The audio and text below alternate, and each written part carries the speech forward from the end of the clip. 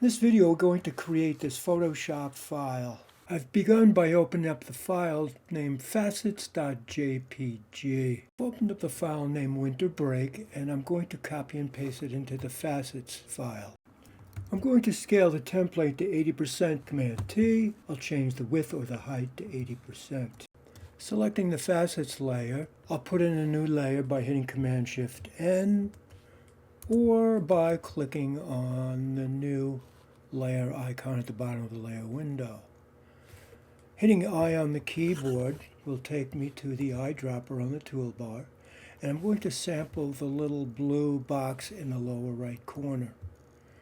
Turning off the template for a moment, I'll either hit G on the keyboard to fill it with the paint bucket, or on the Mac, Option Delete. I want to be able to see through the blue to the pattern of the facets below. In the layer window, I'll click on Normal, and I'll choose the second to last choice, which is the word color. I'll drop the opacity of the template layer to 70%, just so I can kind of see through this a little better. And we're going to put the text in. Hitting T on the keyboard, I'm going to make sure that the text is white.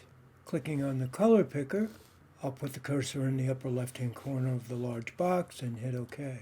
I'm going to use the font Impact. So up in the left-hand corner, I'll find that font and choose Impact Regular.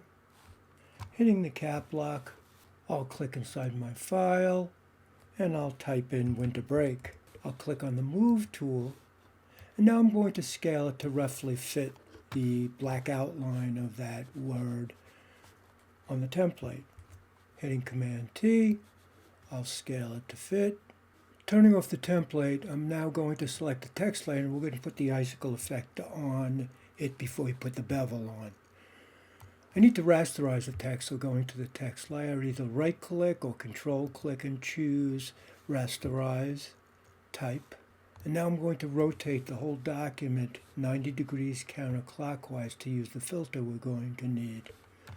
Going up to the top of the user interface to Image, Image rotation 90 degrees counterclockwise. Now I'm going to go to Filter, Stylize, and then Wind.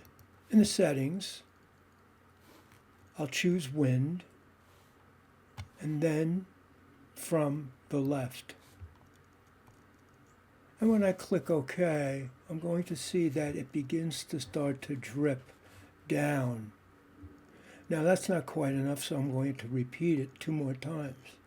I can easily do that by going up to the word Filter now, and there is the wind setting as we put it on before. I'll click on it once, click on it again. Now I'm going to rotate my image back again, 90 degrees clockwise. Now we're ready to define the pattern of the background in the text and put the bevel and emboss on. Going over to the layer window, I'll hold down my Command key and click on the icon with the text. Now I can see the marching ants that are on the text we just edited. I'll turn it off, and I'll select the blue layer. I'll go to Edit, Copy Merged, and then Edit Paste. And if I were to look at that layer now, I've got the text, but I can't see it against the background yet. I'll go down to FX in the layer window, or I can double click on the blue of the layer, and I'll choose Bevel and Emboss. I'll make sure inner bevel is set, chisel, soft. I'll max it out to 1000, and I'll click OK. I want this to separate more from the background than it is.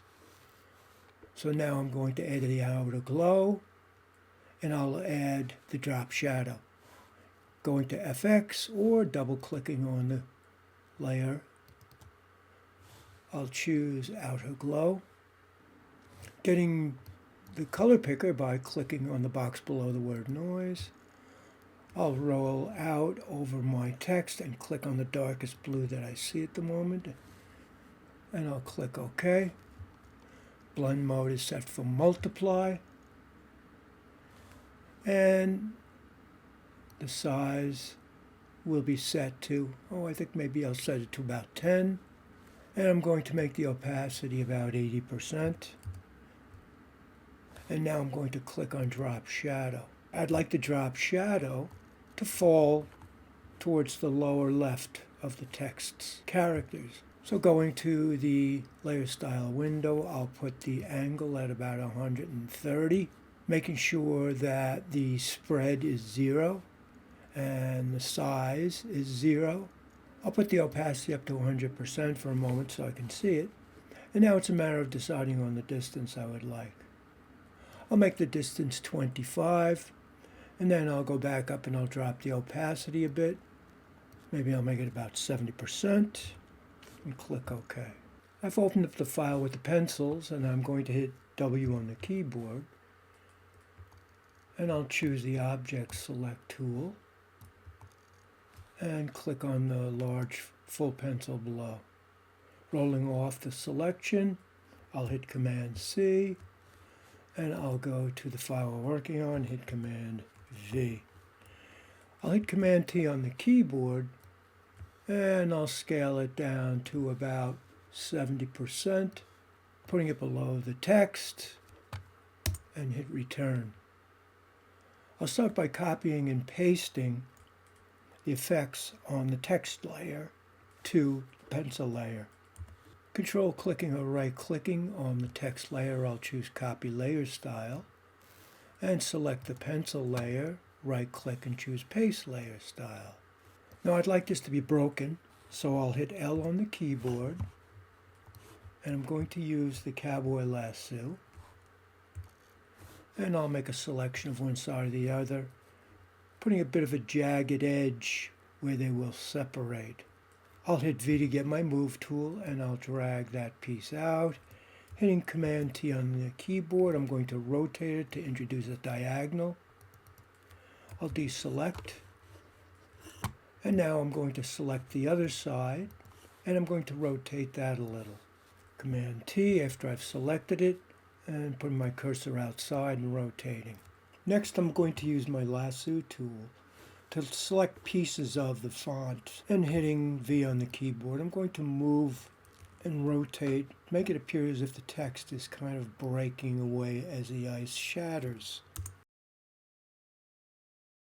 And then on a couple of them I'll go in and I will delete selections to make it appear as if they're cracked but still in place. Now I want to put some shadows in the actual background layer.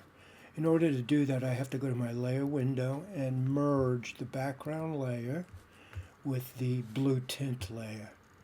I'll select them, go to the upper right corner of the layer window and choose Merge Layers. I'll double click to activate the layer because I need to put another layer behind that one. Creating a new layer, I'll put it below the blue ice layer, and selecting the blank new layer, I'll hit I on the keyboard, I'll select the darker blue around the text, and Option Delete will fill it with that, or the paint bucket by hitting G.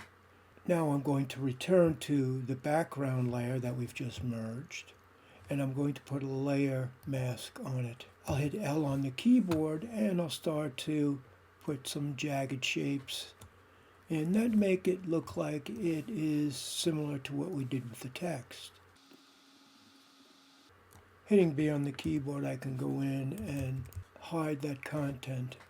I'd like to have the bevel and emboss on this to show some sort of thickness to it. I'll right-click on the text layer and choose Copy Layer Style, and then go to the blue background layer and right-click and choose Paste Layer Style. And now we're getting the same sort of a bevel effect. So I'll go in and I'll do this at least 3 times. And now we've completed the tutorial.